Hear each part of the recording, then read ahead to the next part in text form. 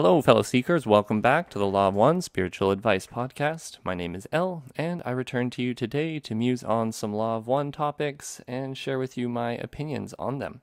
So today I would like to speak about change. Specifically, change is difficult and it's hard to sometimes get a good perspective on how we can deal with change. And so I have some perspectives and some Law of One quotes that I can share that will hopefully expand that vision for you. So without further ado, let's just get into it. So this is from section 6.7 in the Law of One, the raw material. You can get it on my website, theoneinfinitecreator.com, and there's links to the LL research material who gives us all of this for free. So Ra says in 6.7, "The disillusion into nothingness is the disillusion into unity, for there is no nothingness." End of quote. Okay, I'll just say it again for you. The disillusion into nothingness is the disillusion into unity, for there is no nothingness. Okay, so I said that I would like to talk about this in the context of change. So if we do think about this in the context of change, you may see how there is no real loss. Nothing is lost to the Creator.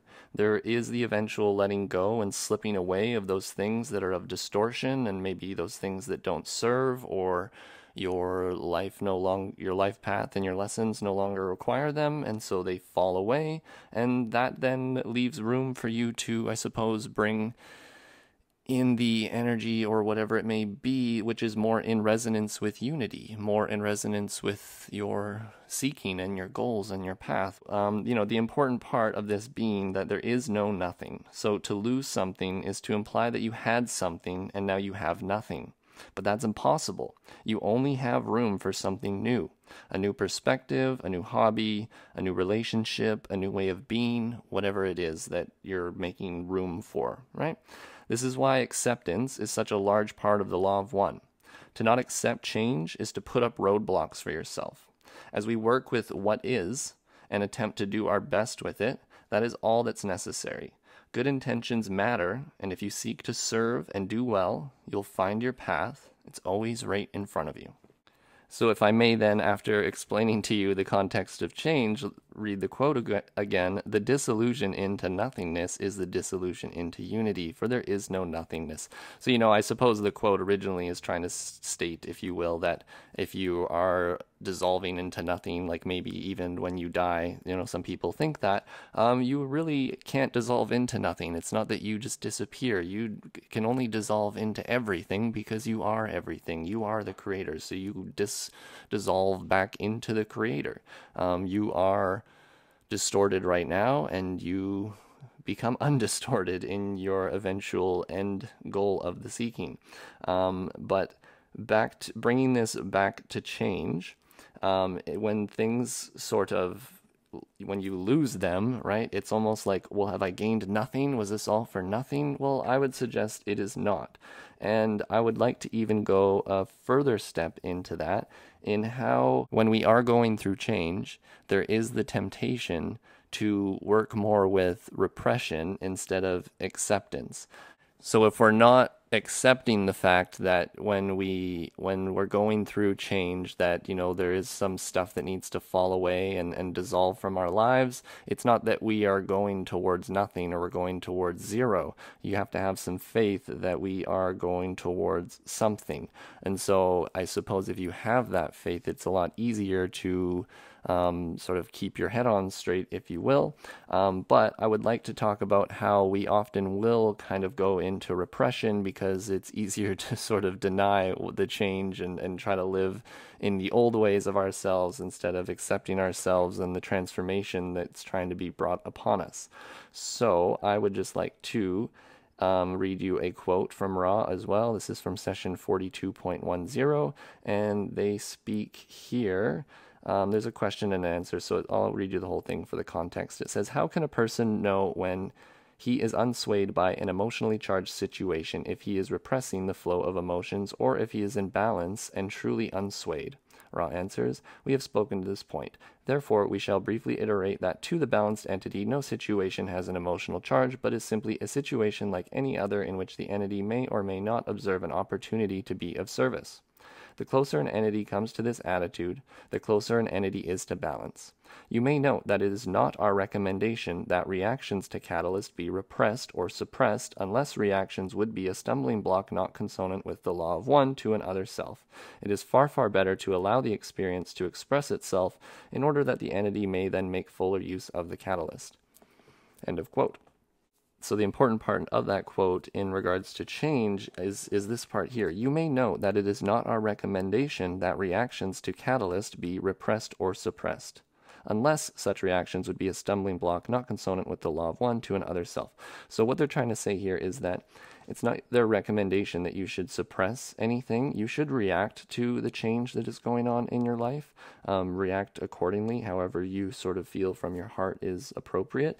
But if your reaction is what you consider to be putting a stumbling block in front of an other self, you may want to, reconsider and sort of play that action out in your mind instead of in real life, so that you're not necessarily creating the stumbling block for the other self. But you can see here the idea of, once again, being acceptance, right? Repression is a control factor. Controlling is of the service to self path. We want to be on the service to others path, I assume you're listening to this. So we need to be working with acceptance. And when we go through change, we need to accept that change and not repress it. And I would even argue create a stumbling block for yourself. Why repress things and create more issues in your life when you can sort of deal with them head on? Of course, it's not always that easy. Life is overwhelming, and we can also put up those walls around our minds and ourselves to block ourselves from the outside catalyst. And that's okay, momentarily, I would suggest. Sometimes it's, you need the rest and you need the ability to pull back and realign before you move forward. Even then, right, that would be accepting you for who you are in the path. Like, you're not trying to control.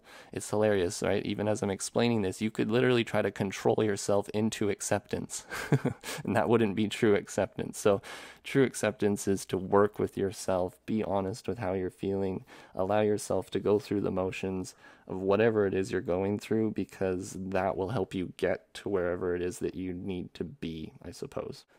Okay, and then let's expand upon that. So discipline versus control, because obviously to discipline yourself is a good thing, right? Like, discipline implies a positive slant, whereas to control, it depends on your perspective. Some people like control. I would kind of consider control in my mind to be a bad thing. I'm not wanting to control things. I would like to more discipline myself, if that makes sense. So with this quote here is from 52.7 from Raw. They explain, "It is paramount that it be understood that it is not desirable or helpful to the growth of the understanding, may we say, of an entity by itself to control thought processes or impulses except where they may result in actions not consonant with the law of one. Control may seem to be a shortcut to discipline, peace, and illumination. However, this very control potentiates and necessitates the further incarnative experience in order to balance this control or repression of that self which is perfect.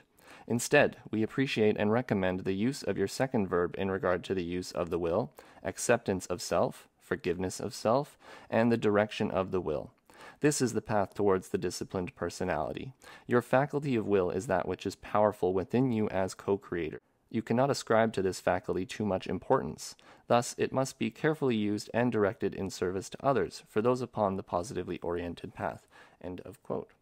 So once again, working with acceptance instead of control is the path of discipline. They iterate here kind of like the only time that you may want to control yourself is, once again, when it may, create some kind of action not consonant with the law of one towards another self. That just basically means, like, to not be in resonance with unity. You feel that it's like a really bad thing that you would act in that way, then obviously you would want to not act in that way, and to control yourself would then be wise. However, do be wary. You are still partaking in some control. And so, like I said earlier, what do they suggest? Well, you carry it out in the mind instead of in real life, and then that way at least you can imagine the possibility of the different reactions to your actions, and then you can hopefully use that sort of catalyst to grow and accept the lesson of that moment instead of trying to, well, and basically leading to discipline instead of you attempting to, control and repress the emotion and use it in some kind of nefarious way of getting back at somebody like we often do.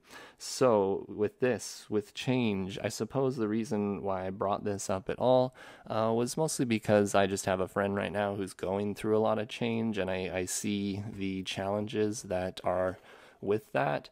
And I am very proud of this person in that they are really working with acceptance to whatever degree that they can, right? So once, like I said, we're working with acceptance and philosophizing and thinking and overthinking. It is sort of a control thing that we're doing. So there's like contemplation versus overthinking and controlling things. So, what's the difference between the two? Well, it's, in my opinion, your level of acceptance and grace and ease in your head that you are kind to yourself about things, and basically if you kind of have like a nice inner voice and you're able to talk to yourself maybe like you would be encouraging a child to learn and discipline themselves, then that's probably a positive thing that you've got going on in your head versus you who's saying, oh, you stupid, don't do that, don't do this, and trying to control yourself and scolding yourself at every turn. So yeah, I just wanted to share how with change, there's kind of two choices that we have. One choice is to control and repress, and then the other is to accept. And to accept isn't very easy. It can take time and patience, and really, it can take a lot of time. Like, I myself have gone through some things where I tried to maybe like rush through the acceptance, thinking like, oh yeah, I'm good, 2 months after, like maybe like a relationship ending or something, and then 6 months later, you're like, oh no, there's still more catalyst here, and then 1 year later, oh wow, I didn't realize I still wasn't done healing, and then like maybe 2 years later, now, then I finally find for like true forgiveness in my heart for that other person. So patience for self, like little baby steps. There's another thing stated here. I said in the last podcast too that Ross states somewhere, you may only begin to know the self and understand your own distortions, that we stress you may only begin to. So, more important is that you work with, like, it is good that you try to learn about yourself and discipline yourself and better yourself, but almost more important is that you do learn to accept yourself and accept the moment and accept yourself as a perfectly imperfect being. The more that you see yourself as imperfect, the more that you are not operating from truth. The truth is that you're completely perfect at all moments, at all times. Everything is well. Everything is already finished. Like, we've already found the creator in the sense of timelessness. It's just a matter of how we get there and how much time we take to get there, but we will all make it there in the long run. It's just a matter of time and a matter of your will and pointing your will in the direction of service to others. So, my friends, thank you very much for listening today. Probably a bit of a shorter podcast, but I did want to make sure I squeaked in one here for Friday, or at least to release to you on the weekend here, because I know I was slacking, only doing one a week, and I've been at least trying to do two, to my best abilities. So if you appreciate my service, I attempt to freely give of this, and I don't want to ask anyone to pay. So if you'd like to freely, give to me, I will freely receive at the1infinitecreator.com. You can scroll down to support. It's been a little while since we've had anybody new join. Feel free to jump on there. I'd appreciate it. If not, no big deal either. I really, obviously I care, but I don't want you to feel bad if you can't contribute. I listen to a lot of people online that I'm not able to contribute to. I do my best to like and share and subscribe and comment to their stuff, and maybe you could just do something like that for me. Would be infinitely grateful. And my friends, thank you for listening. I hope you have a wonderful weekend. Take care. Hold up. Saturday morning edit, re-edit. So I can't believe that while I was just editing my podcast, I completely forgot to give you this quote. So thank you for listening all the way to the end. You get a little gift of surprise. So this is an additional quote from session 26.36, which is completely relevant to everything that I'm speaking about. And it's about how change is temporary, but beingness and the creator and love is forever. So here comes the quote. Are you ready? 26.36 from Ra. This is why we iterate quite often when asked for specific information that it pales to insignificance. Just as the grass withers and dies, while the love and the light of the one infinite creator rebounds to the very infinite realms of creation forever and ever, creating and creating itself in perpetuity. Why then be concerned with the grass that blooms, withers, and dies in its season, only to grow once again due to the infinite love and light of the one Creator? This is the message we bring. Each entity is only superficially that which blooms and dies. In the deeper sense, there is no end to beingness. Have a wonderful weekend, everybody.